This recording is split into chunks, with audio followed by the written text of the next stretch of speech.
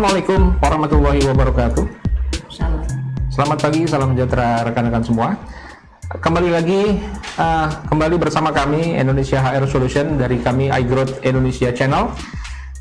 Seperti moto kami Value and Solution, hari ini kami spesial akan membahas tentang Omnibus Law, antara harapan dan pertentangan, dan ini merupakan topik yang sangat hangat.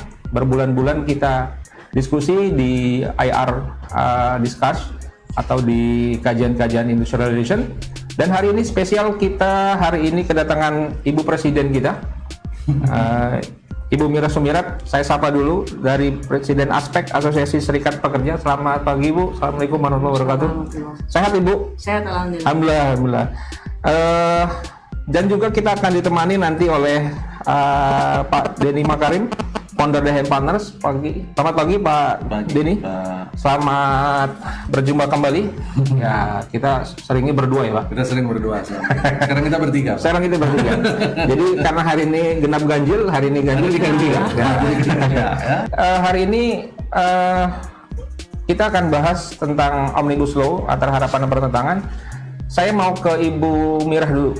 Ibu Mirah, perlu kita tahu dulu Ibu sejarah tentang undang-undang ini, rancangan undang-undang ini seperti apa sih awalnya, hingga hari ini perkembangannya sudah sangat luar biasa. Saya catat di sini, atau saya ngambil dari referensi beberapa dari media resmi ya, dari beberapa media resmi. Ini banyak sekali ya hal-hal yang selama ini sudah diatur secara baik ya, tetapi hari ini dengan rancangan undang-undang ini hampir-hampir menjadi perdebatan yang tanpa harapan nih. Walaupun kita judulnya antara harapan dan pertentangan.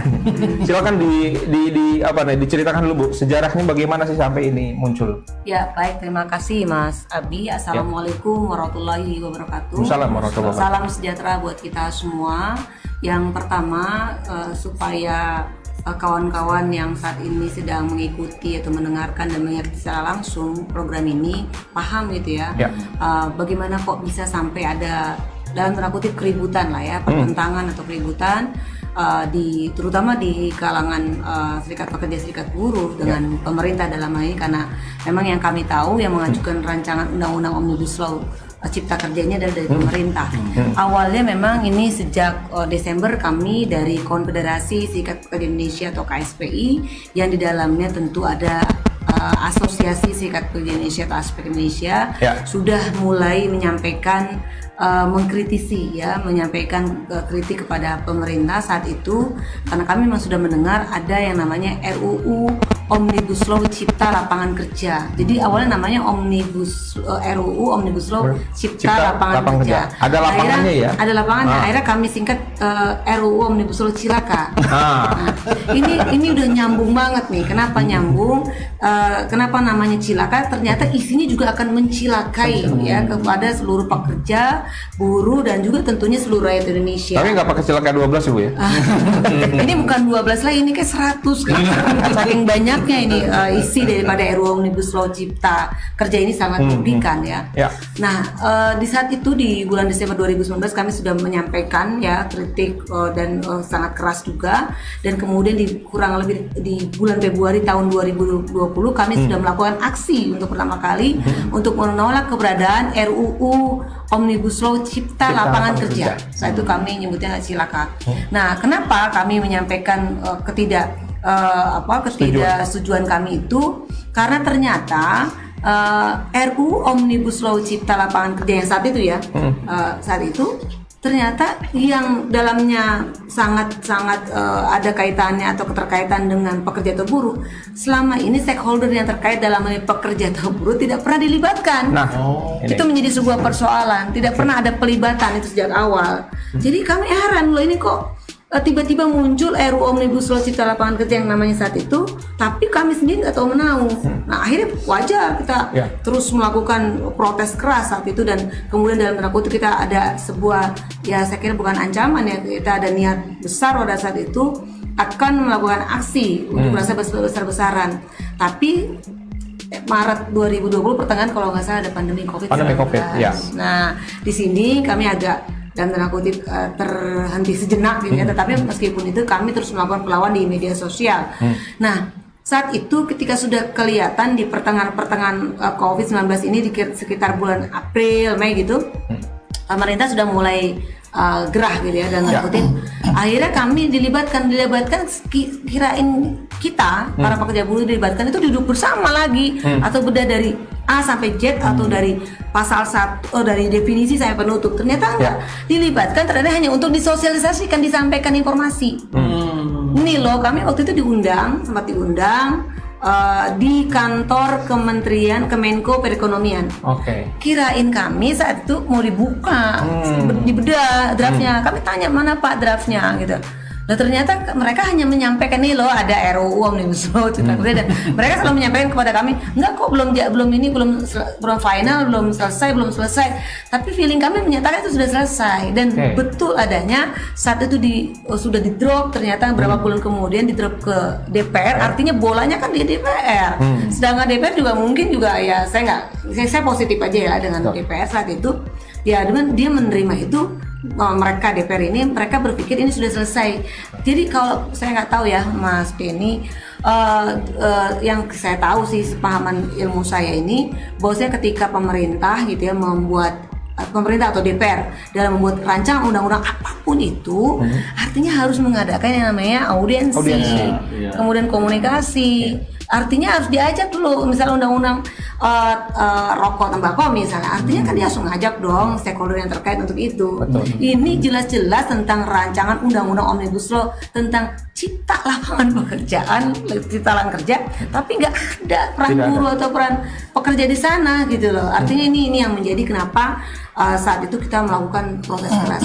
Saya yakin sekali kalau ini dari awal saja pemerintah mengajak bersama, duduk bersama dengan tentu ada niat baik di sana, para pekerja, pengusaha dan pemerintah sendiri duduk sebelum dimasukin ke dalam DPR RI sebagai rancangan undang-undang itu, saya kan nggak ada kejadian kayak gini.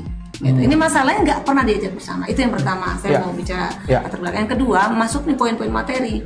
Ini lebih fatal. Akhirnya kita yang namanya manusia dan ini normal sekali. Kenapa? Oh pantesan bahasa sederhananya. Oh kamu sembunyi, kamu cepet-cepet ngajuin, ternyata ini di dalamnya ternyata ini kacau bener. Ternyata di dalamnya bukan saya tidak mau bicara untung ya.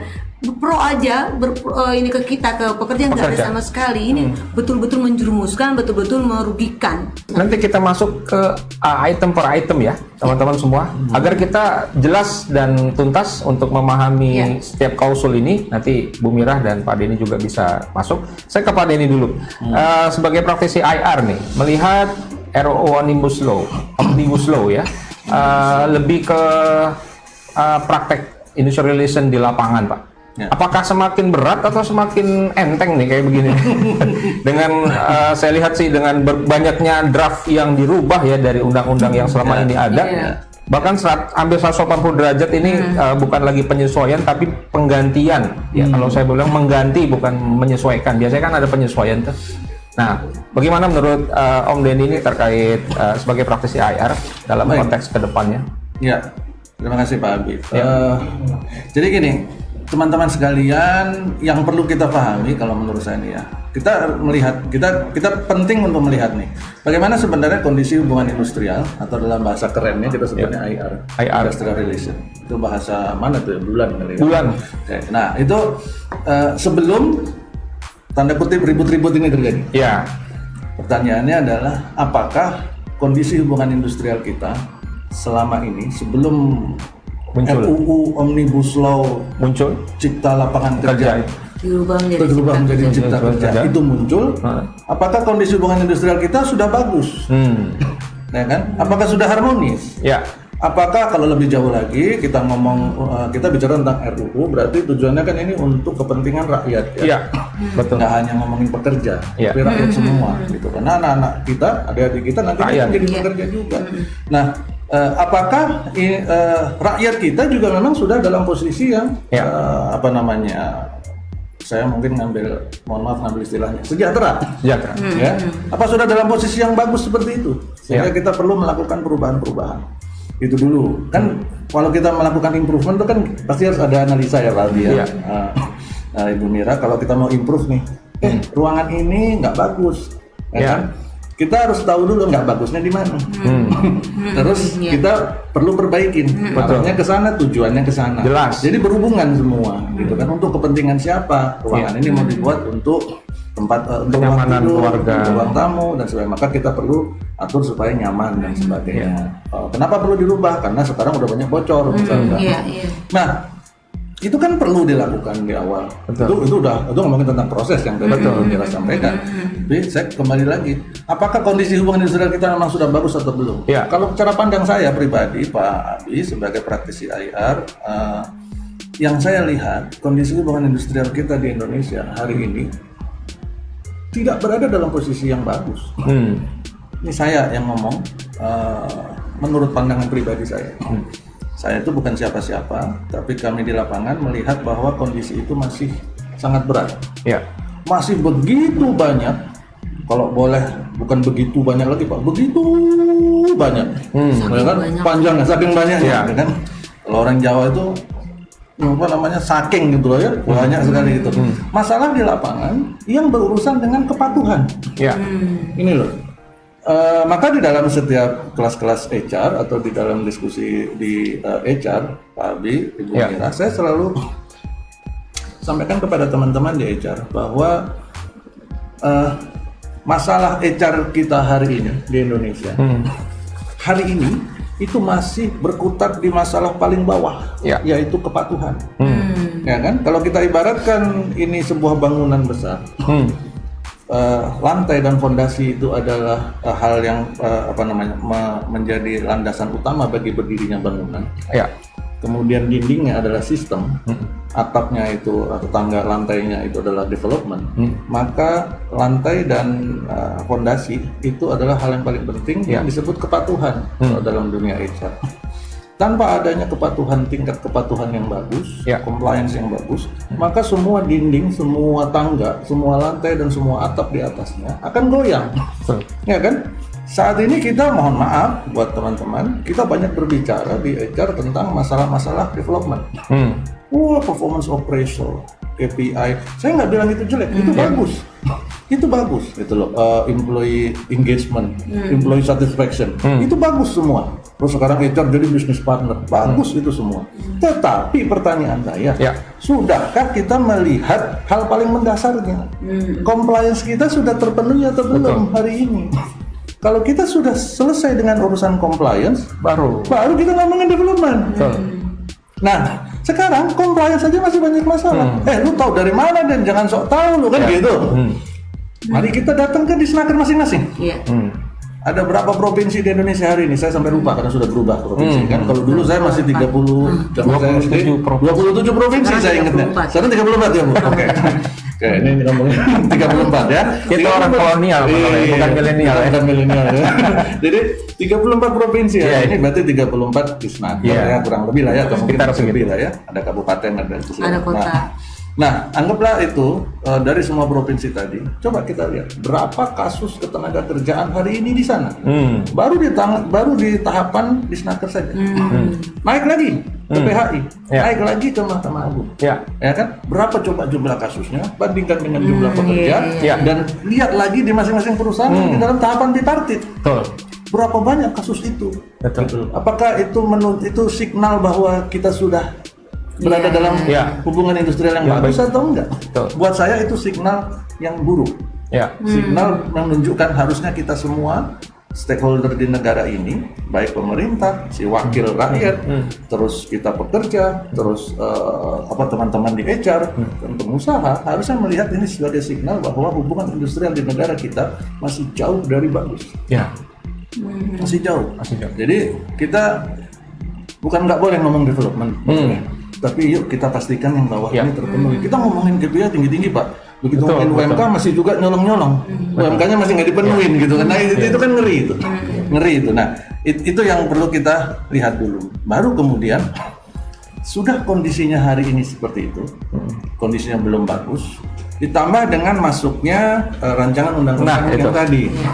Yang ternyata kalau menurut Ibu Mira dan timnya dan teman-teman di KSPI itu yang nanti juga akan dibahas, justru banyak meletakkan sisi negatif ke tempat para pekerja. Ya, kalau itu yang terjadi, maka yang saya khawatirkan, saya nggak mau memprediksi Pak, Ya. itu dari tukang ramal. Ya kan? Yang saya khawatirkan Ya. adalah di kemudian hari ini double. Nah, Maka benar kalau tadi Bapak bilang 12, Ibu Mira bilang 100 Pak gitu. Malah udah 100 gitu karena akan jadi masalah. Ya. Sekarang aja masalahnya belum kelar gitu loh. Coba kita lihat berapa persen sih perusahaan atau HR, saya mungkin fokusnya ke HR lah. Karena HR adalah front line-nya dari pengusaha. Berapa persen HR yang memang comply? Yang comply itu kita bisa lihat gitu. Kalau kita mau fair, kita lihat berapa persen manajemen yang comply di yang warna Indonesia. hijau ya. Yang warna hijau. Kalau di DM Partners itu Ibu Mira kami punya yang namanya kegiatan HR Compliance Assessment. Jadi kita bongkar praktek HR dari sisi best practice sama compliance. Compliance berarti hukum kan. Kita lihat, kita kasih warna. Kalau yang hijau berarti dia bagus, yang kuning beresiko, yang merah berarti melanggar. Itu kita siapkan. Nah, berapa banyak yang hijaunya besar? Dari sekian perusahaan yang kami lakukan kegiatan itu, ternyata belum ada satupun yang hijaunya mayoritas. Belum ada satupun yang hijaunya mayoritas. Yang mayoritasnya kuning sama merah. Itu, gitu loh. Ya. Nah, coba kalau itu dilihat, terus kondisi seperti itu hari ini, Ya. tambah dengan aturan ini. Ya. Kebayang nggak kita ini? Betul. Sudah jatuh ketimpa tangga. Nah, saya ngelihatnya, saya khawatirnya ke sana. Kalau saya lihat bukan ke sana. sudah jatuh ketimpa tangga, tapi sudah jatuh ketimpan gerasi. Wah, ketipan garasinya sekalian ya. Bukan cuma tangganya, garasi-garasinya semua, atapnya sekalian. Jadi berat. Itu kalau Pak Abi tanya bagaimana Iya, cara pandang saya. peluang ke depan Saya ya. khawatir ya. Makanya memang Sangat mengkhawatirkan. Ini mengkhawatirkan. Kalau bahasa kerennya itu ngeri sedap. Ya. Gitu kan. Ya. Ini yang perlu kita sorot sebenarnya. Betul. Gitu Pak Abi. Baik. belum selesai persoalan dan tenaga hubungan industrial yang Silakan. masih carut marut. Di satu sisi ini udah ada Betul, persoalan lagi. betul. Kenapa sih nggak diselesaikan dulu yang tadi Persis. persoalan Betul. yang Kepatuhan. disampaikan? Gitu loh. Yuk kita Yang kepatuhan hukum dan sebagainya. Kita coba. Saya pribadi gini, berpikir gini. Mungkin Iya. teman-teman dari KSPI, Aspek dan timnya itu pasti akan sangat mendukung untuk membantu melakukan pemetaan. Betul. Mapping dulu ya. Kepatuhan, karena kan beliau dan timnya berada di hampir Betul, semua di front perusahaan. line ya. Kalau kami kan hanya sedikit segelintir orang. iya. Nah, membantu melakukan pemetaan tingkat kepatuhan. Betul. Banyak banget yang nggak patuh. Kita lihat nanti kalau kita buat jadi mapping nih warna, jangan-jangan warnanya kuning ke merah-merahan Iya. atau merah ke kuning-kuningan. Ibarat film episode 1 belum selesai, baru setengah Udah ada permainan. episode Nah, dua. episode 2. Dan lain cerita pula, Bu. Bulat dah Iya. kiranya. Yang satu Brahma Pulbara, yang satu lagi si Buta dari Gua Hantu. Nyambung, Bu. Sedih, Nah, sedih. baik, teman-teman yang sedang menyaksikan Indonesia Air Solution, hari ini kita spesial mendatangkan Presiden, Ibu Presiden, ya Ibu Mira Sumirat dari Presiden Aspek. Kita masih membahas tentang Omnibus Law ya, antara harapan dan pertentangan. Jadi teman-teman yang sedang menyaksikan silakan share ke teman-teman lain. Ini sangat berguna untuk kita pahami. Nanti lebih rinci lagi kita masuk ke item per item klausul yang ada di RUU ini.